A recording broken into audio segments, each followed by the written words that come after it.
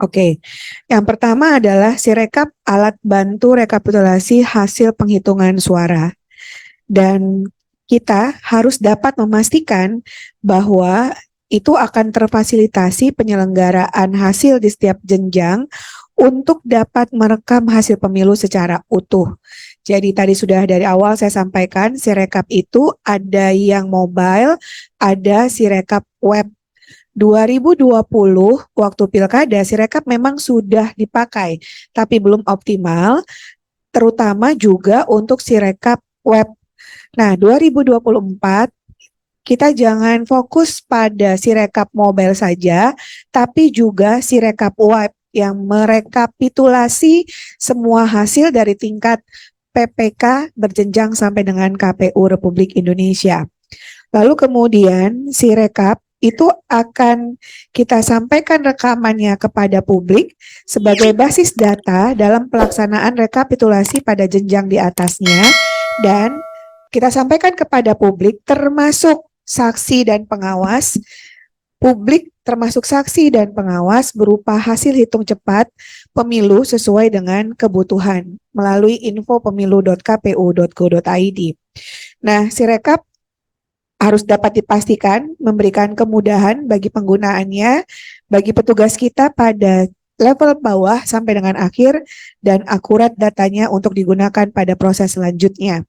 Dan biasanya Sirekap juga menjadi alat utama, tanda kutip, walaupun di kita menjadi alat bantu, dia menjadi alat utama bagi peserta pemilu yang nggak punya saksi di TPS. Jadi nanti dia akan recall dari data yang kita punya.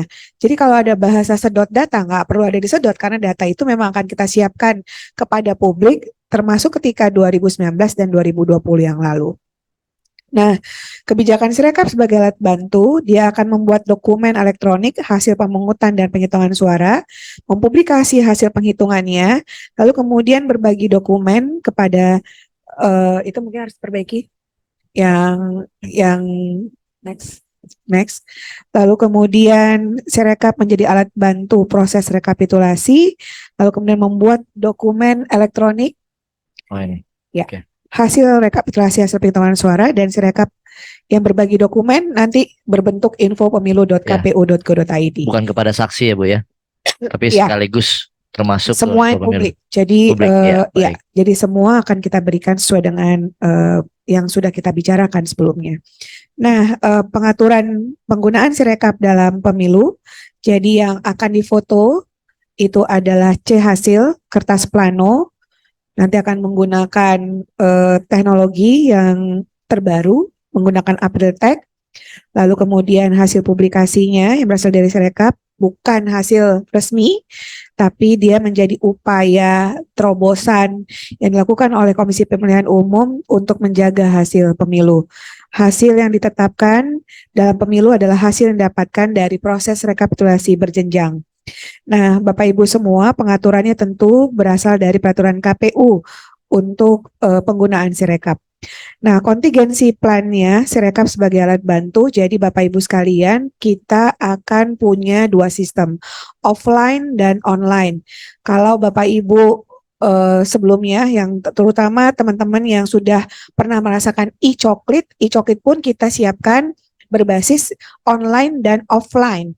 Jadi kalau tidak ada internet bukan berarti menjadi alasan Sirekap tidak bisa dapat digunakan. Sirekap tetap bisa digunakan karena Sirekap kita siapkan dengan sistem offline dan online. Sepanjang sistem informasi sudah di-download terlebih dahulu, maka sekalipun tidak ada jaringan saat itu ketika hari H pemungutan suara, foto aja. Difoto, dimasukkan, nanti KPPS akan geser pada tempat yang punya sinyal, dengan otomatis itu akan masuk ke dalam sistem informasi yang dimiliki, server yang dimiliki oleh Komisi Pemilihan Umum. Jadi sekalipun misalnya nggak bisa lagi, maka akan dibantu oleh PPK PPS dalam hal pengiriman data sebagaimana dimaksud. Kita beralih ke slide berikutnya, please Adi. Versi 3.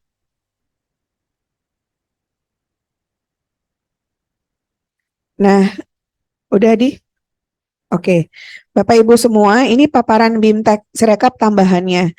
Ini yang mendukung apa yang kita kerjakan nanti di hari H pemungutan suara melalui mengawal pemilu dengan Sirekap. Jadi ada proses bisnis Sirekap Mobile untuk pemungutan dan penghitungan suara, sudah? Oke. Tadi ada dua yang saya sebut, ada Sirekap Mobile dan yang kedua adalah Sirekap yang kita sebut dengan Sirekap Web. Sirekap Mobile, KPPS itu mengambil gambar C hasil dengan Sirekap Mobile, gambar dibaca oleh sistem, lalu mengkonfirmasi angka, jadi nanti teman-teman KPPS akan mengkonfirmasi angka yang terdapat dalam form C Plano yang berdasarkan pembacaan Sirekap. Sesuai atau tidak sesuai? Kalau tidak sesuai, maka KPPS akan memperbaikinya, lalu data dikirim kepada server Komisi Pemilihan Umum. Itu yang terjadi di lapangan ketika hari H pemungutan suara setelah penghitungan suara dilakukan di TPS. Itu Sirekap Mobile. Lalu yang kedua adalah Sirekap Web untuk rekapitulasi. Jadi rekapitulasi tidak terjadi di PPS, tapi langsung ke PPK. Jadi kita siapkan nanti seperti Excel bentuknya, Sirekap ini jadi rekapitulasi PPK, rekapitulasi KPU Kabupaten Kota, provinsi, nasional, termasuk untuk seluruh PPLN sedunia. Nah, Sirekap Web ini nanti seperti 2019 yang lalu kita sudah punya pengalaman, dia akan memberikan angka merah kalau misalnya penjumlahannya salah. Nanti di Sirekap Web ini juga akan menarik data DPT yang sudah kita tetapkan melalui rapat pleno terbuka. Jadi tidak diisi lagi secara manual DPT ini, DPT akan ditarik dan ditetapkan oleh Komisi Pemilihan Umum dalam hal ini melalui Sirekap. Lalu yang ketiga bentuknya adalah Sirekap dalam bentuk publikasi yang disebut di infopemilu.kpu.go.id. Jadi C hasil dari KPPS itu langsung masuk ke website publikasi, hasil rekapitulasinya berdasarkan verifikasi nanti juga masuk dalam website publikasi. Jadi ada tiga hal, sekali lagi, Sirekap Mobile, Sirekap Web, dan infopemilu.kpu.go.id. Nah, Bapak Ibu semua, dari sisi data informasi, tentu Bapak Ibu tidak hanya teman-teman operator, baik operator teknis maupun operator datin, tapi juga teman-teman komisioner semuanya untuk komit terkait dengan kebersihan penggunaan cyber yang kita miliki. Apakah melalui handphone yang akan digunakan oleh setiap KPPS, apakah nanti laptop yang akan digunakan oleh semua PPK, termasuk nanti KPU Kabupaten Kota dan Provinsi dan RI. Bapak Ibu semua, untuk operator, mohon tidak pernah membagikan password atau OTP-nya. Cukup di operator. Saya sendiri nggak perlu tahu password atau OTP Bapak Ibu sekalian. Karena kalau nanti terjadi persoalan, ketika kami cek itu ada di siapa, maka yang bertanggung jawab adalah operator sebagaimana dimaksud. Jadi jangan pernah membagikan password, jangan pernah menulis password di tempat misalnya di atas komputernya atau di atas laptopnya. Itu jangan sekali-kali. Lalu kemudian jangan pernah membagikan data apapun kepada pihak yang tidak jelas atau tidak ada surat resmi. Untuk data-data yang memuat data pribadi, misalnya Bapak Ibu bisa lempar kepada KPU RI dalam hal ini, misalnya ketika ingin memperoleh data-data yang diinginkan oleh pihak-pihak yang tidak terdapat dalam Undang-Undang 7 tahun 2017, sebagaimana yang sudah kita pahami secara bersama-sama. Lalu kemudian Bapak Ibu sekalian, jangan membuka file dari orang yang tidak dikenal.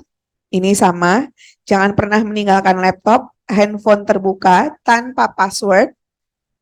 Lalu kemudian install antivirus pada laptop atau handphone jika diperlukan.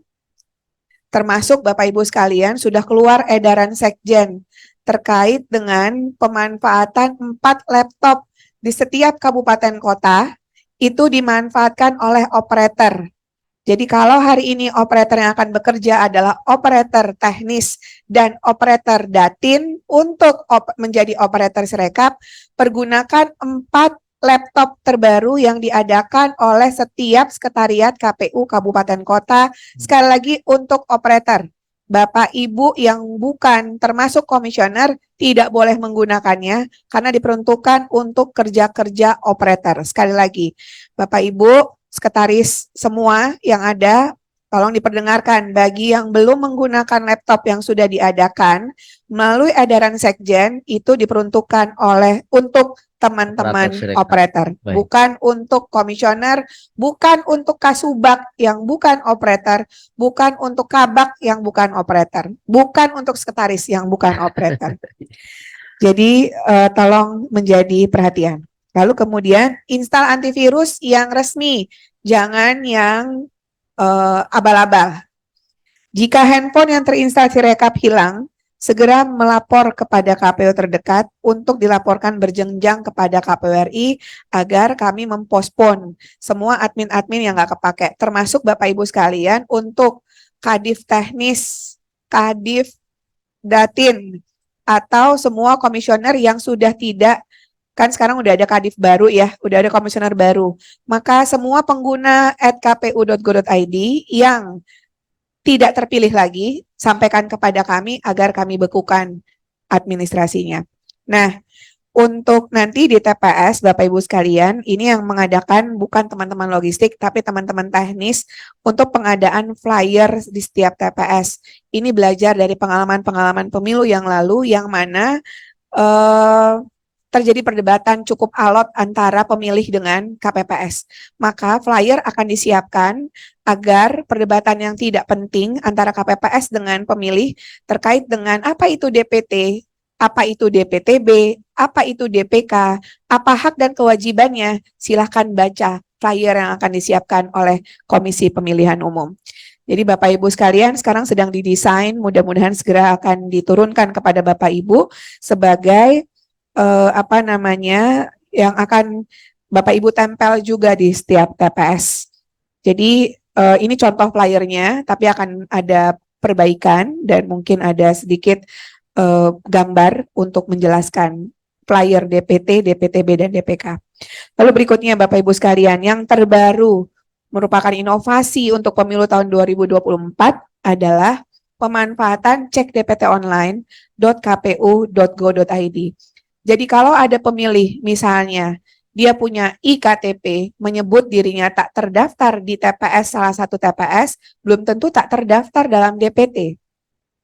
Bisa jadi dia sudah terdaftar di DPT TPS lain, tapi yang paling dekat dengan rumahnya adalah TPS di depan rumahnya. Yeah. Sehingga dia bisa menggunakan DPK misalnya. Oleh karenanya Bapak Ibu, karena keterbatasan KPPS hanya bekerja untuk ruang lingkup nama-nama yang ada di TPS-nya, dia bisa cek apakah betul seseorang ini betul-betul tak terdaftar dalam DPT lewat cek DPT online .kpu.go.id.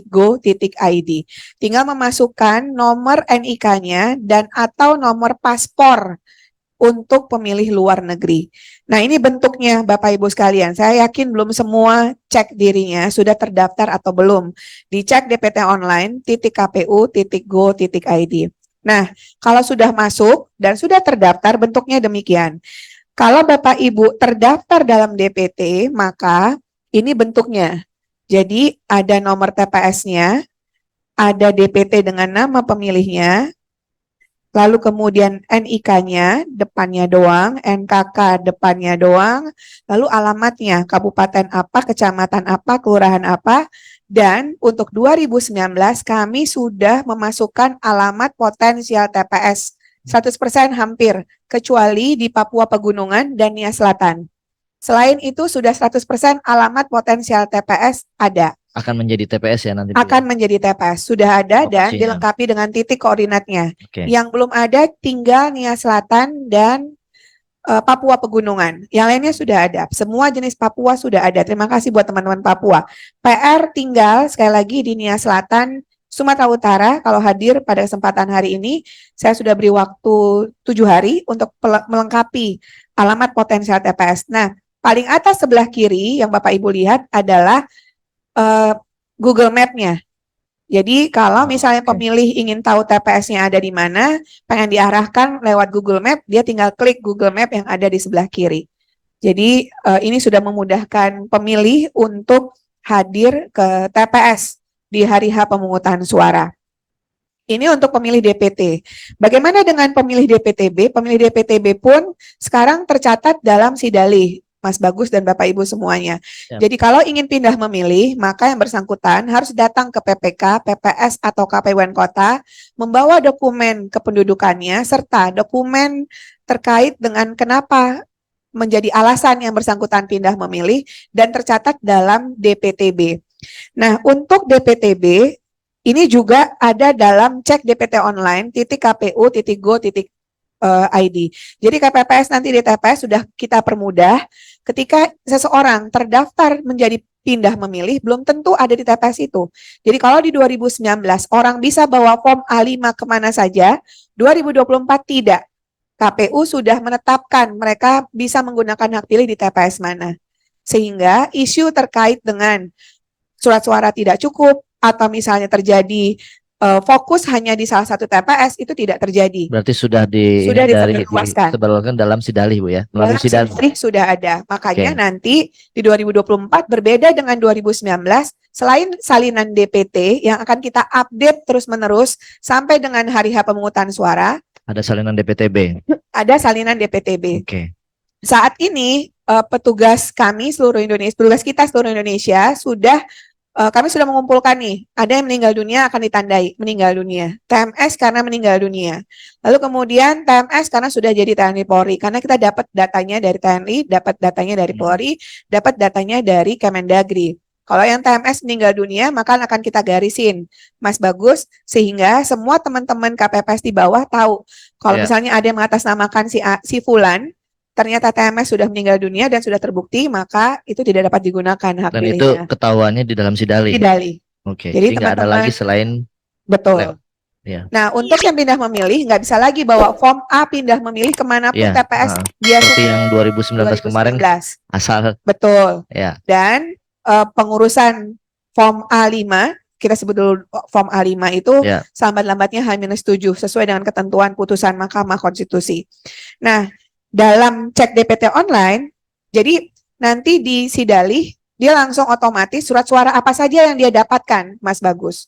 Jadi di form A pindah memilih, nanti sudah ada misalnya Betty, penduduk Jakarta, pindah ke Medan untuk menggunakan hak pilihnya, maka pindah memilih, bukan pindah ke Medan, pindah memilih ke Medan, maka Betty akan mendapatkan surat suara apa saja. Ya, di Alim A pindah Di memilihnya form sudah A pindah memilih sudah langsung centang. otomatis tercentang. Jadi kalau pindah memilih lintas provinsi pasti cuma dapat satu surat suara. Nah, ini perlu kami sampaikan. Termasuk ke luar negeri, Bu ya. Termasuk ke luar negeri Dapat 2 surat suara dapat otomatis surat langsung. suara. Dimanapun itu berasal. Dimanapun itu berasal sesuai dengan Undang-Undang 7 tahun 2017. Siap. Tapi untuk mereka kan pindah memilih itu ada beberapa syarat, termasuk pindah memilih karena pindah domisili. Ya. Kalau pindah domisili ini kita perlu satu frame yang sama dengan teknis soal misalnya Betty penduduk Jakarta pindah domisili ke Medan misalnya, tetapi saat penetapan DPT Betty masih terdaftar menjadi pemilih Jakarta. Tapi setelah penetapan saya pindah domisili ke Medan, berarti saya punya KTP baru di Medan. Belum tentu kalau saya menggunakan hak pilihnya di Jakarta, maka saya masih terrecognize sebagai pemilih Jakarta. Tapi kalau ingin menggunakan hak pilihnya di Medan, maka saya harus pindah memilih. Menggunakan form A pindah memilih. Ketika saya pindah domisili, KTP saya sudah menjadi KTP Medan, maka saya mendapatkan surat suara full karena saya pindah domisili. Bukan pindah memilih. Bukan sekedar pindah memilih. Bukan sekedar pindah memilih. Dan itu sudah tercentang full di form A pindah kita. Oh, berarti harus dilihat dulu, Bu, formnya. KTP-nya memang sudah berganti. Betul. Nah, Bapak Ibu semua, untuk cek DPT online pun mereka yang pindah memilih karena sudah diurus di Sidalih itu sudah tercatat di cek DPT online. Nanti saya share ke Mas. Jadi bentuknya begitu, Mas Bagus. Jadi di misalnya Betty terdaftar di DPT ini TPS sekian, sebenarnya TPS 43, karena saya pindah pemilih ada kolom berikutnya DPTB. Jadi kalau tadi kan hanya DPT saja, kalau pindah yang Ya. tidak pindah. Tapi kalau DPTB, saya terdaftar di Jakarta Selatan misalnya, saya pindah memilih ke Jakarta Selatan, maka petanya pun mengikuti TPS yang akan saya gunakan Ya. sebagai yang pindah memilih. Yang baru ya. Betul. Oke. Karena belum tentu misalnya orang yang pindah memilih saya tempatkan di TPS 2 Jakarta Selatan, Kelurahan Kelurahan X misalnya. Maka dia kan belum tentu tahu TPS itu ada di mana. Akan dibantu di cek DPT online, dia tinggal klik Google Map-nya, langsung diarahkan di TPS tujuannya. Ini berarti cek DPT online harus online pada hari H. Insya Allah online di hari H pemungutan suara. Ini Oke. komitmen sama-sama, Mas.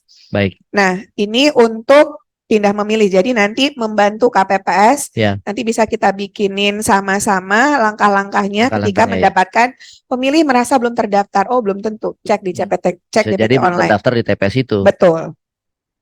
Lalu Mas Bagus, yang berikutnya adalah yang terbaru penggunaan teknologi adalah WA chatbot.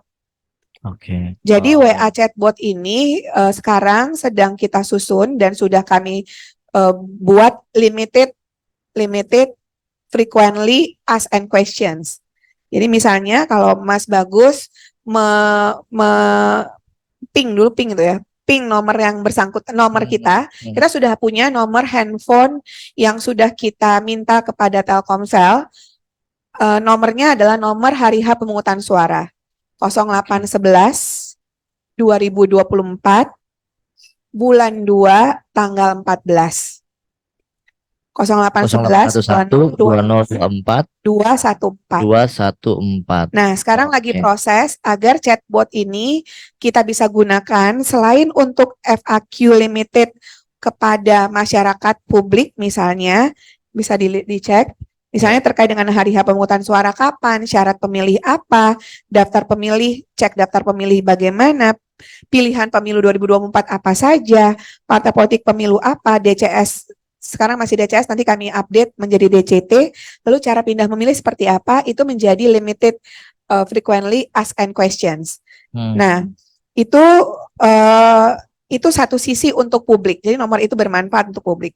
Di sisi yang lain, dia akan menjadi media komunikasi dan konsolidasi terpusat antara KPU dalam penggunaan sampai dengan KPPS dalam penggunaan Sirekap. Oh, jadi publik akses, kita juga akses. Ya, nah hanya nomor-nomor yang terrecognize untuk Okay. PPK, PPS, KPPS. Yeah.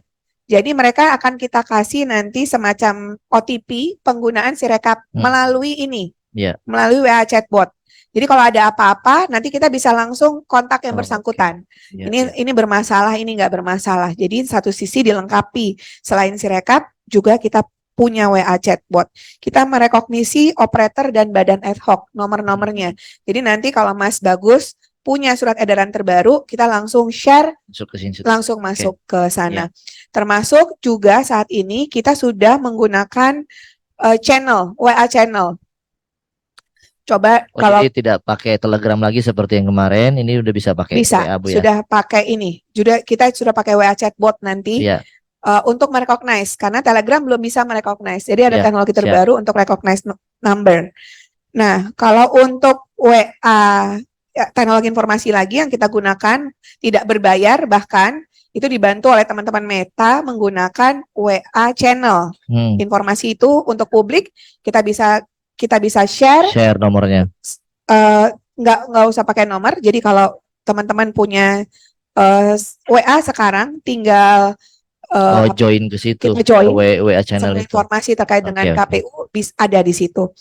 Nah, WA chatbot ini sedang on proses. Dalam hal ini saya nggak ngerti ya soal pengadministrasian sama Mas bayarannya lah ya. Itu tinggal digunakan. Jadi mudah-mudahan teman-teman sekalian, itulah kenapa kita perlu kerjasama teknis sama Datin, karena nanti kita akan sekali lagi narik data Sidapil, narik data Silon, narik data Sidalih untuk penggunaan Sirekap. Dan ujung-ujungnya nanti Opsroom-nya KPU di bawah akan berisikan satu peta data pemilu tahun 2024. Saya rasa demikian, Mas Mbak semua, mudah-mudahan bermanfaat. Silahkan ikuti kegiatan ini, sampai ketemu nanti di Bandung untuk kegiatan selanjutnya.